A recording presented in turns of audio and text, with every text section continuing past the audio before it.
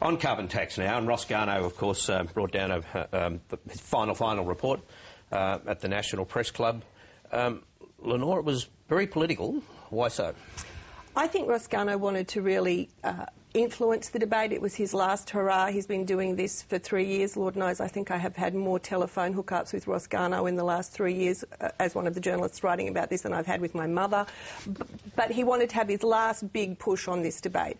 And he wanted to make a point about how the debate is being run and frame it in economic terms, not in the narrow terms that Tony Abbott wants to frame it, about it being a tax and how much that's going to hurt people, but as a broader economic reform picture.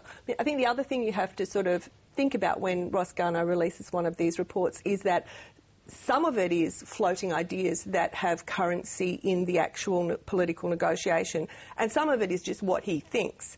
And I think in terms of what he released this week, the stuff about how he would construct personal tax cuts and how he would think they should compensate pensioners is not what the government thinks. Ross Garnaut said the tax cuts should be limited in their benefit to people earning up to $80,000. The government has made it absolutely clear that the benefits will go well above that. And Ross Garnaut said that pensioners shouldn't be overcompensated as they were last time because they've had a rise in their pensions since then. And the government's made it pretty clear, as they would have to, because if you give people just the compensation at the average level, there's always then going to be pensioners who maybe live in Cooma and have very high heating bills who are going to be worse off, and Tony Abbott will find them. And that's all the detail to come. But just going back to the way that Ross Garnaut presented all of this, Brian, though, he did talk about, he did put it in terms of those who were opposed to this, are kind of those who blocked reforms back in the early 80s, and he was talking, well, in code, I would have thought, about Tony Abbott.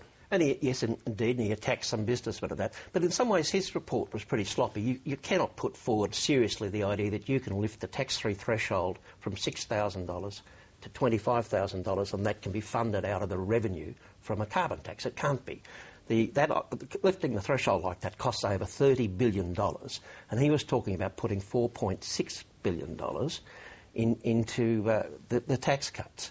I mean, the stuff about the pensioners isn't a big deal because they have their pensions adjusted to the average weekly earnings, which is nearly always It's a big deal politically. Yeah, no, but they won't be worse off. I agree. Yeah. It's a big deal politically. But the other interesting thing I thought he said was I was very puzzled at the press club when he said that, look, there could be a future for brown coal generators in the Latrobe Valley of carbon capture and storage works. There won't be, because you need 50% of the power generated by a brown coal plant to compress the carbon dioxide. That will reduce the efficiency of some of those plants there to 13%. Now, there's no way that they could compete with rapidly lowering on costs of renewables and natural gas. Chris? Two massive leaps of faith from Ross Garnaut in the speech that I found very concerning. One was, as you say, he's linking it back to his tariff reforms that he pushed for in the 80s. Tariff reforms were all about reducing costs for Australian consumers and industry increasing productivity to make up for those reduced costs. Consumers were always going to benefit. This is the opposite. This is imposing a cost on the Australian economy and forcing us to adjust to a new higher cost environment. But secondly, and I think more concerning, is the whole debate is really shifting to what is the rest of the world doing. We need to see what the rest of the world is doing about putting a price on carbon before we even think about it. And Ross Garnaut was essentially saying we're a pissant country if we don't move now.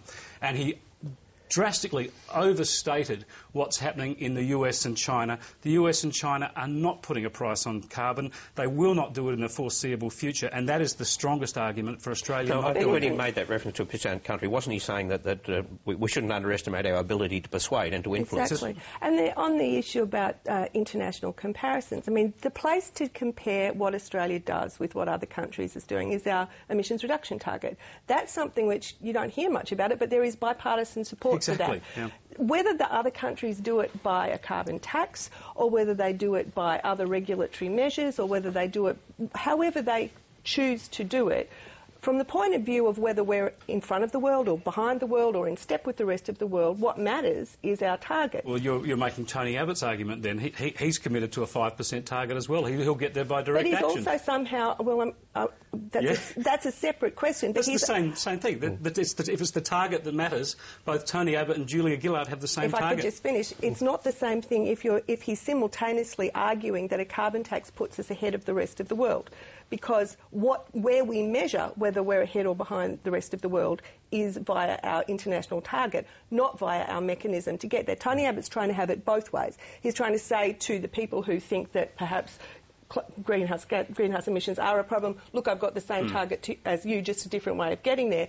But to the rest of his constituency, he's agreeing with this idea that we're going ahead of the rest of the world, even though we agree it makes no sense, that argument, if you're committed to the same target as the Labor Party. I mean, a good example of that is the British Conservative government is going to cut emissions by 50%, massive 50% by 2027. From 1990 levels? Yeah, from 1990 levels. We're doing it from 2000. But leaving all of that aside, I mean, that does make... No, sorry. They shut down all their coal power in the 90s. Hang on. It doesn't matter whether you start with 1990 or 2000, that is a massively larger cut than ours. I think the other thing where Garnaut was very strong was attacking some of the wild exaggerations from industry about what these costs will do. He points out in the case of coal that its prices of export coal have risen by something like 300%. Dealing with the carbon tax will be a mere flea bite for those companies.